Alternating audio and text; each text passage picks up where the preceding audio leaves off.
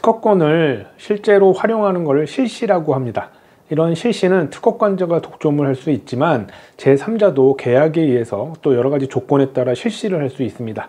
그러한 경우를 이제 전용 실시권, 통상 실시권으로 나눠지는데, 그러한 차이점, 그리고 이제 실시권 계약을 할 때 어떠한 내용을 해야 되고, 그 다음에 이제 이런 특허들은, 특허에 대한 실시는 등록을 해야 되는데, 이런 등록의 효력은 어떻게 될까요?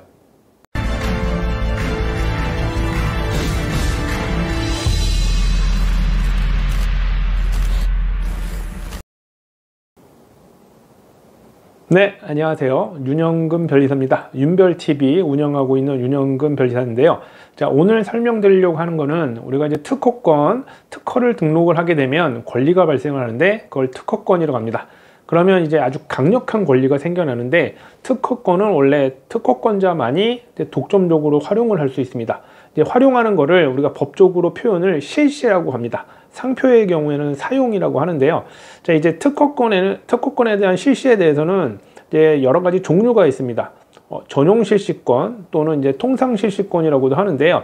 이제 우리가 영어로 하면 이제 라이센스를 맺고 뭔가 활용한다, 이런 얘기를 하죠.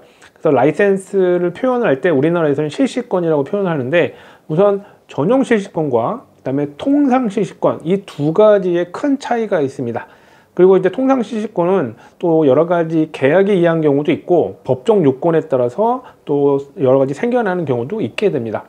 그래서 전용 실시권과 통상 실시권은 첫 번째로 차이점이 뭐냐면, 전용 실시권은 독점적으로 특허권을 활용할 수 있는 계약을 맺는 겁니다. 그래서 전용 실시권은 심지어는 특허권자도 실제로 원칙적으로는 특허를 활용할 수가 없습니다. 실시를 할 수가 없는 거죠. 반대로 통상 실시권은 독점적이진 않고 여러 명이도 통상 실시권을 가질 수 있고요. 그냥 사용만 할 수 있는, 실시만 할 수 있는 권리를 말하게 됩니다. 대신 이제 전용 실시권과 통상 실시권은 어떤 실시 범위에 관련된 거는 특허권 자체가 원래 우리 국내에서만 효력에 미치기 때문에 국내 전국적으로 활용할 수도 있고요. 또 계약에 따라서는 일부 지역에서만 쓸 수 있게 됩니다. 하지만 가장 큰 차이는 독점적이냐 아니면 비독점적이냐, 이 차이가 있게 됩니다. 근데 이제 통상 실시권 같은 경우에는 원칙적으로 전용 실시권도 그렇지만 계약에 의해서 만들어집니다. 그럼 이때 계약의 경우 항상 어떤 계약이든 구체적으로 계약을 맺어야 되겠죠. 그러다 보니까 여러 가지 그 계약상에 그런 구체적인 내용이 제대로 되어 있지 않다면 여러 가지 분쟁이 생기게 됩니다. 실제 어떠한 계약을 맺을 때 어떠한 내용을 넣어야 되는지 더 자세한 내용은 제가 또 다른 유튜브 동영상에서 더 자세하게 설명을 드리고요. 기본적으로는 실시 범위, 지역 같은 거, 그 다음에 어느 정도 쓸 건지 기간이 나오겠죠. 그 다음에 어떤 식으로 활용할 건지, 그런 기본적인 내용을 이제 우리가 계약에 넣게 되고요. 우리가 통상 실시권 같은 경우에는 꼭 계약에 의해서만 그렇지 않은 경우도 있습니다. 예를 들면 전쟁이 발발했어요. 근데 의학에 관련된 발명을 갖고 있는 사람이 이거를 그냥 독점적으로만 갖고 있으면 안 되잖아요. 전쟁이 생기거나 그러면 병에 대해서 그걸 치료해야 되는데, 그럴 때는 강제 실시권이라든지 또 여러 가지 다른 법률 요건에 따라서 실시권이 생겨날 수 있게도 됩니다. 여기 이제 법적 통상 실시권이라고도 하는데요. 그런 것들은 계약과는 별개죠. 그래서 법률 요건에만 적용되면 쓸 수 있는 권리, 실시할 수 있는 권리가 생겨납니다. 그래서 통상 실시권은 좀 그런 차이가 있고요. 어쨌든 가장 기본적인 거는 계약에 의한 경우가 많이 있기 때문에 계약을 어떻게 해야 되는지 그걸 좀 따지셔야 됩니다. 그 다음에 이제 마지막으로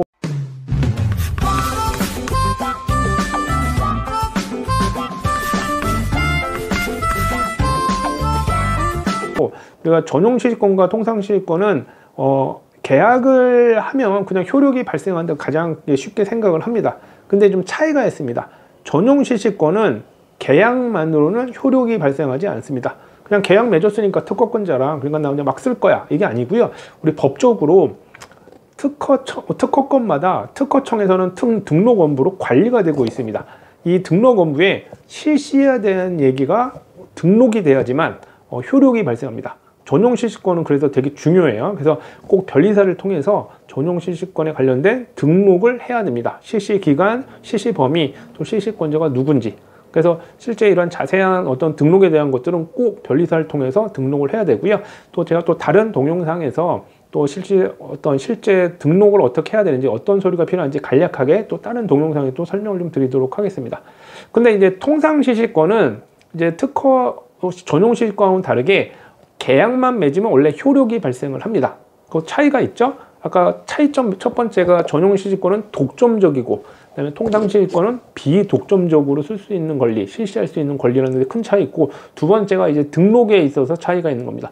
통상시식권은 등록을 하지 않더라도 효력이 발생을 합니다.